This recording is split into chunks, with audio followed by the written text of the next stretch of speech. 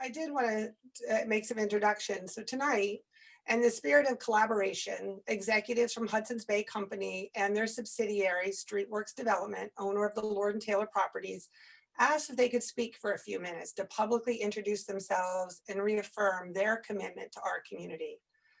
I met with Richard Baker, Governor and Executive Chairman of Hudson's Bay Company, almost 2 years ago in the Hudson's Bay offices in New York City to discuss the future of our Lord Taylor store, anticipating the changing trends in the retail landscape, and wanting to ensure that we had a seat at the table when future possibilities of the site were considered.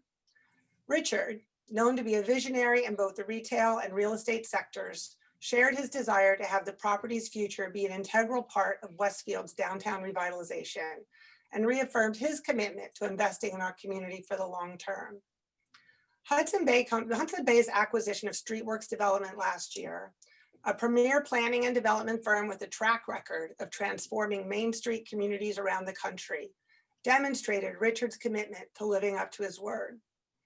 I anticipate that Streetworks Development will be a significant partner as we plan for the future growth and prosperity of our downtown. They are not just a developer looking to make an easy financial return and then exit. They are our largest stakeholder with an understanding of our history and a vested interest in the long-term success of our downtown. So I would now like to introduce Richard Baker, Chairman and Governor of the Hudson's Bay Company, who would like to personally reiterate his commitment and also introduce the members of the Streetworks Development team to share a little bit about who they are in their process. So Richard, thank you so much for being here tonight. I really wish it was in person, but Zoom will have to do. So thank you, Mayor, and good evening, everybody. We are so excited about the adventure that can be in Westfield. It's hard to imagine 2, 3, 4, 5 years out when we're all sitting here in the middle of a pandemic and thinking through the ramifications of what it's like to live through a pandemic. But our job as developers and visionaries is to think about the future. When we develop a project, it's for the next 50 years. And let me go back a little bit and tell you a little bit about the Hudson Bay Company and a little bit about myself and Streetworks and our team. For starters, the Hudson Bay Company is the oldest continuously operated company in North America. It was started in 1670, and it started by the construction. It started by a charter that was signed by King Charles II, giving all the land that drains into the Hudson's Bay to his cousin Rupert, believe it or not. So we have been in the real estate business, or at the crossroads of the real estate business and operating companies for 350 years. Now, my involvement with the Hudson Bay Company started in 2008 when a company that I had owned, Lord Taylor, merged with the Hudson Bay Company. So that's where we all come together in Westfield. When we merged this company together, our goal was to reimagine our 55 million square feet of retail space and think about what the next 350 years was going to be like. So when I got a call one day from your mayor wanting to come visit me to chat with me about Westfield, I was all prepared because I had spent many days walking up and down every street in Westfield and thinking about how interesting and special a community Westfield is. There really aren't a lot of other towns in all of New Jersey, or frankly, in the East Coast, that have the special dynamics that exist in Westfield. And the combination of the single family houses, the community, the train into New York City, the fact that it's a live and vibrant retail hub, because a lot of the development that was done, malls like Short Hills and what have you, were far enough away that it really still creates the opportunity for healthy and vibrant community and retail in downtown Westfield. So as we were imagining a world going forward where the Hudson Bay Company was going to redevelop all of these properties, we acquired a company by the name of Streetworks. So Streetworks Development was a partnership and continues to be a partnership of Richard Heaps and Ken Narva. These are two fellows that I had done business with and spent time with, and were really, Ken in many ways was my mentor in thinking about how to look at retail properties and think about streetscapes for 30 years. So they were developers. They were developers that worked for people large companies and people who were developing projects for themselves. They were fee developers. So as a company that had many, many, many millions of square feet to develop, we made the decision to partner with them, and the Hudson Bay Company acquired Streetworks. Now, what we got with Streetworks was a fantastic team, but we got a company that had tremendous experience, having redeveloped 20 different main streets, having developed 20 million square feet, and having worked both private companies and public companies and public communities. You know, tremendous asset as you think about places like Westfield. Now, to me, what's most special about Streetworks, and I think the community in Westfield is already starting to understand and feel this, is they're very collaborative. So we didn't come to Westfield with any pre-existing specific development plans. We came because we had an interest here, we had a responsibility to do the right thing here, and there was tremendous opportunity. There's opportunity in retail, there's opportunity in office, there's opportunity in residential. There's lots of different things that can be done here, hopefully many different things to create that vibrant fabric of a community that will continue in the tradition that Westfield's been, you know, for many, many years. So as we educate ourselves and get familiar with the community and what the desires of the community, we'll work together in order to, you know, maximize this project. Now, HBC is redeveloping, you know, a large number of these former Lord and Taylor buildings, but also certain Saks buildings. We own Saks Fifth Avenue, and certain buildings in Canada and what have you.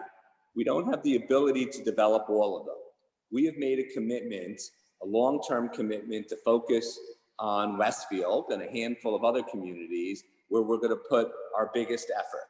Some other locations might get sold, might get redeveloped differently, but in Westfield, we view a big long-term partnership and a big future. And we have already dedicated a tremendous amount of time and effort and team, and you're going to meet more of the team today. But HBC is a private company which went private on March 1st. We have a very strong balance sheet with over $4 billion worth of equity, and we are excited and looking forward to a long collaboration with the Westfield community. Now, I'm going to turn the call over to Richard Heaps, and Richard is going to introduce to you a little bit more about our team and about some of our thoughts and vision going forward. And with that, I'm going to wave goodbye to everyone and wish you all well, because I'm so thrilled that while I can come in and visit you all whenever it's convenient or whenever you need me, I don't have to sit through all the meetings. And I wish you well, and I'm always available. My phone is always on, and I'm always happy to come and meet as you need me. And I look forward to participating and watching as this process goes forward. Thank you so much, Richard. Thank you, Mayor. Appreciate it. Appreciate everybody. Thank you. Thank you, Richard. If you could go back a slide, perhaps. Or not. Oh, I just wanted to start. Hi, my name is Richard Heaps. You met Richard on the left. I have 7 slides. I just wanted to find a way to say hello, introduce ourselves as the real estate portion of HBC. You see on here 7 of the key team members, of which a few of you may have met a few that make up the core of our effort. Of course, Streetworks is a many person professional company owned by HBC. But even here, just to see who we are, you see myself, Ken Narva, two squares to the left, and Doug Adams are really the key folks that figure out the hardcore development stuff. How we're going to do this, how we're going to phase it, what's going to be in it, etc. My job, on the other hand, combined with Trinisa, is to also figure out with you, speaking to you, listening to you, hearing you, what's the right thing to do in a Westfield kind of way. I should mention, Pernisha and Mito live down the street in Maplewood and I forget where you live, Mito, Milltown. But anyways, that's our team. And then, of course, on the lower hand, we have Lisa Weitzman, who's been a partner with Streetworks many times. You'll see a project in West Hartford that she helped on, and a newer person, Carolina. So we have a great team. And I thought the best way to introduce ourselves, next slide, if you would, please. We did participate, as you can imagine, next slide, please, in the master plan re-exam. Now, I will tell you, I've been doing this for some 40 years, working with towns and cities at different sizes and on usually their main street or their downtown area or whatever. When I heard that this redevelopment, this master plan re-exam was going on, I was so fascinated by it. I had never run into such a thing. Maybe I just hadn't worked in New Jersey enough, but it was so astounding to me to get a set of documents that had written, as you see there, all these elements of what the citizens would love to see in their downtown. Blew my mind away, still blows my mind away because it's concise, can be discussed. It's not just kind of loosey-goosey. So what we did, being a major landowner, we had the opportunity to just submit some thinking that we had about what makes a great downtown. We've made some, we're very interested in it. And when you look at all the concepts and the thinking, we found, we didn't see this until it came out. I found it in remarkable harmony with the work that we do and have done in our past. So next slide. So what I thought I would do is just have 5 slides, 6 slides maybe, of some of our work. The work is throughout the United States.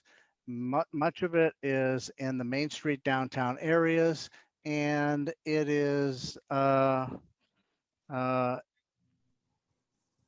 would just sort some of our projects, etc., according to what we heard and read in the master plan re-exam. So all the words here are from the re-exam, and they kind of have topics. And a couple things. This slide captured me because, well, quote, 66% or most people in West Hartford say that they understand that some amount of new development in offices, retail, mixed use would be favorable in the downtown. That's very interesting to me. And the point I would make that's true to us is that authentic mixed use downtowns, number one, they're what I love and I'm passionate about, but they're more than just an experience saying one guy does a restaurant there, one guy does retail there, one guy, as Bill said, does some residential there. There is a special art and pleasure in creating timeless, authentic mixed use places. Notice I didn't say developments. And the point is, it's not just 1 + 1 + 1 = 3. Done right, with the right public places, the right connections, 1 + 1 + 1 needs to equal 10 or more. And that's what we're committed to doing, and that's what we're interested in doing. If you go to the next slide, we'll look at a couple of these. You'll be able to browse through some of the images. What I thought I would do is just show you some before and afters. These are the exact same shots, before and after, just so you can see we're not talking about giant developments. We're talking about a large amount of small developments done in a guided way. Now, I'll tell you quite honestly, I am, for whatever reason, I grew up on a farm, could be why, fixated on sidewalks and how amazing sidewalks are. And I'll tell you, one of the joys of the COVID time, I know you don't think there are many, but our country is having a PhD seminar in sidewalk cafes. And it is the coolest thing. And mark my words, we will never be the same. We're not going to put up with that anymore. So I think it's pretty interesting about how people choose to live together and eat, etc. And as I say here, to my mind, sidewalks are the front porch of the downtown. It's where you bump into people. And I think we're some of the world's complete experts in conceiving great sidewalk systems. Mm. And we'll want to talk about that relative to Westfield, but it's a very important part of this. Next slide, please. Now, we've worked on projects of different sizes and cities of different sizes. And it doesn't mean that you need to like them all. But if you don't like them, I'm going to tell you, you probably don't like where they're at. Because this, for example, we just finished up working on 50 blocks of downtown Detroit over the past 8 years. As designers, as developers, and it included all kinds of new public spaces. But here's the cool thing about Detroit. This was an area that had been abandoned after they put a highway through their downtown 50 years ago. Never came back. It was dangerous and it cut off their downtown from the rest of the urban area. And what we were able to do, because we're talking 50 blocks, that's 20% of Detroit, was create a whole collection of connections, sidewalks, bike paths. You see here was the country's first privately financed light rail system, 3 miles, all financed privately. And the thing I loved about it was a big enough place to create all the patterns you need in a wonderful downtown. You see in the after slide there, the new arena for the Red Wings and the Pistons, which was kind of our kickoff for this district, done privately by a local family, the Illich family who owns Little Caesars. So now, how does this relate to Westfield? Well, it relates to Westfield because we're talking about the same things. How do we get around? How do we connect? Uh, what does a good bike path look like? What does a light rail look like? So although they're out of scale to Westfield, it was fantastic to do them all holistically. That's the key word. Downtown needs to be a holistic and an organic place, not just another collection of buildings along a certain highway or a rail track. That's the attitude we want to bring to this. And there was a lot of that in the master plan at re-exam. And it's a certain way of looking at things. Next slide, please. Now, as Bill mentioned, a great percentage, over 80% of Westfield is already in single family homes and is well known for it, and they're spectacular. And I talk about housing. I have a phrase, you can't have neighborhoods without neighbors. And you know what I mean. You know what a downtown without residential looks like. It's dead at 6 o'clock and it's not beloved because you don't have neighbors. Here's a couple of parts of projects. And I only mention them because one's 5 stories, one's 3 stories. We have done almost every kind of residential that you might want to do in an urban area. Look at that lower, those townhouses there on a slope. I put that in because where did that design come from? Well, it came from the rest of the housing on that street in Washington, D.C. And I was looking for townhouses to kind of create a screen or a barrier around the loading docks of a grocery store. You cannot see the grocery store's back end, pardon my French. And these are the kinds of things we look at. And so I was thrilled in the re-exam that people recognized that there are other parts to your lifestyle as a person other than your time raising kids in a single family home, where you may not want to shovel the walk. You may be brand new and can't afford a single family home. And we believe, I certainly believe that there is the place in the right scale and location to think about how you could stay in Westfield your entire life. You could go there, go to school there, grow up there, get married there, all on and on and on. And right now, from my personal opinion, some of those offerings are a little bit limited. But I'm very interested to talk about how this can fit into the neighborhoods and merge right into the adjacent neighbors. Next slide, please. I think I have one or two more. Most important to me in the re-exam was the emphasis on public space, recreation, green fields. This was an old mall site in Boca Raton, Florida, where there is a Lord Taylor, coincidentally, called Meisner Park.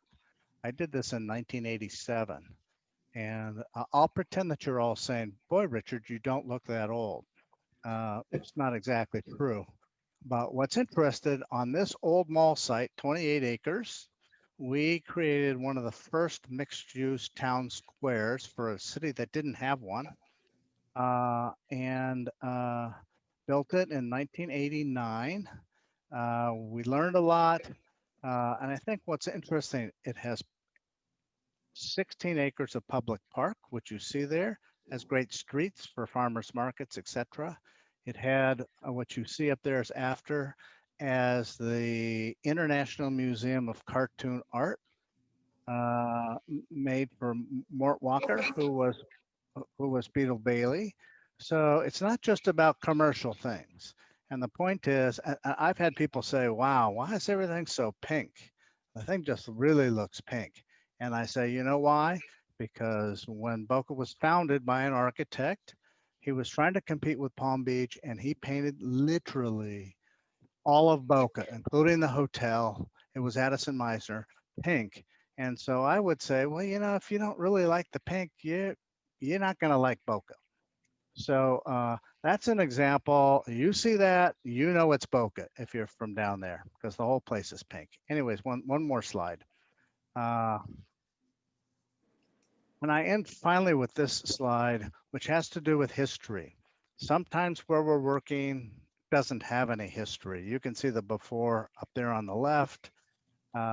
It's pretty problematic places. I believe, and certainly we have shown in our projects, that understanding and demonstrating the history of a place is the best way to start. And that involves stories from people who've lived there their whole lives.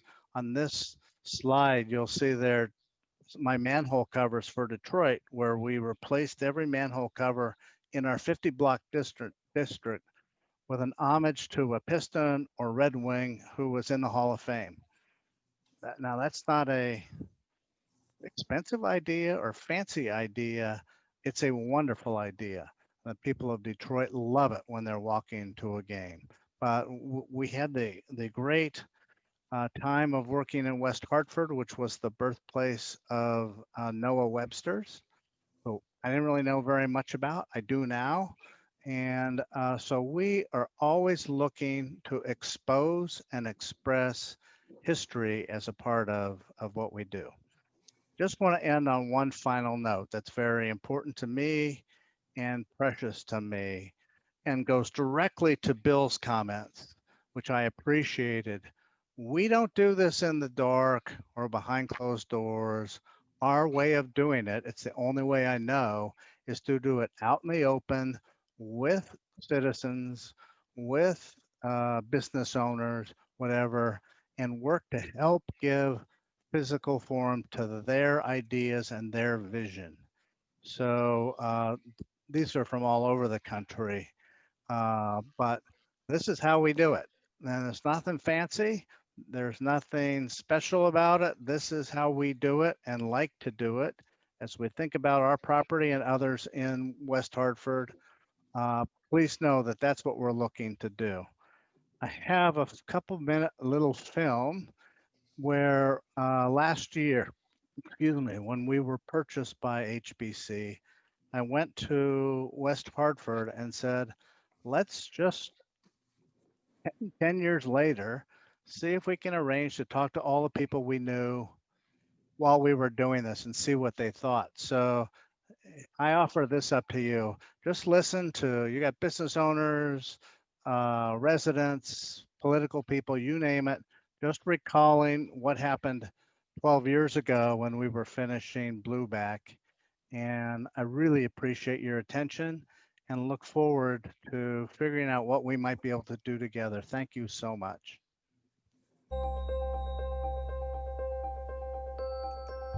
Blueback Square is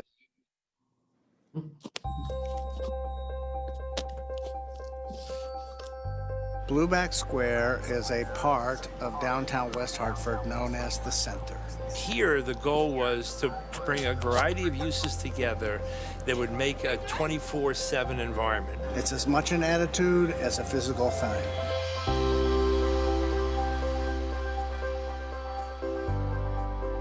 Residential makes you feel a sense of ownership. Retail activates the streets, and office brings the people during the work week. They want to live close enough to this area where they can entertain their friends, entertain their family, grab a cup of coffee, listen to some live music, go to the bookstore. There's a lot of positive energy around this particular location. It's another option of a way to live that is urban-esque with, I think, a suburban ease of life. It's kind of like our town square now, and I think that was the idea behind the square, to make it like the central meeting point.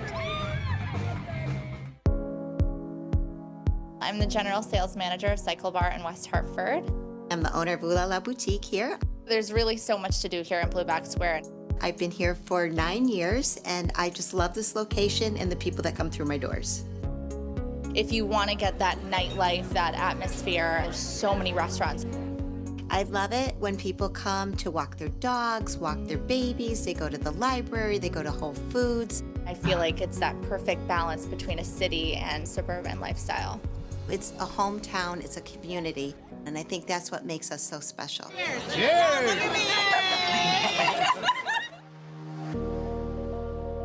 If we were to fly over West Hartford Center in an airplane, what you would see is that 50% was a quaint New England village with a very pretty green and a white steepled church. And the other 50% was a couple of used car lots and an American Legion Hall, and it was almost like two different worlds. West Hartford has had a great defined downtown for a long, long time. It had a piece of it that was broken. Most downtowns do. It was just an unattractive place that wasn't used. A logical reaction when you hear there's a new development is, oh God, what's that gonna be? We're New England. Change is not something that just is accepted widely and very rapidly by most of our residents. Richard and his team, when they said what they were going to do, they did what they said. It starts with history. How do you incorporate history that is only West Hartford's? We were building something for the long term, and we were building something that reflected them. The word Blueback was named after Noah Webster's first speller and could only be in West Hartford because of that. The impact of incorporating the town's most famous citizen, Noah Webster, coupled with the fact that he did something that we could extrapolate and then take it into this Blueback Square development, really was a home run. What I saw were developers that really wanted to do the right fit and the right thing for the town. So this was just an extension of what we wanted. If you had a question about this development, you were unsure, there was someone to answer your question. I think they did everything they could to make it an open process for the community. In the private-public model, we said the private developer will spend the money to do public improvements. We made a bargain. We were a team. I really felt with my 4 sons, I was wondering where would they go and what would bring them back to our community to live. You could not let this escape. You could not allow this to go someplace else. This was truly our future. So you got diverse people, you got emphasis on education, property values go up, people are excited to live here, and it really turned into a very positive experience.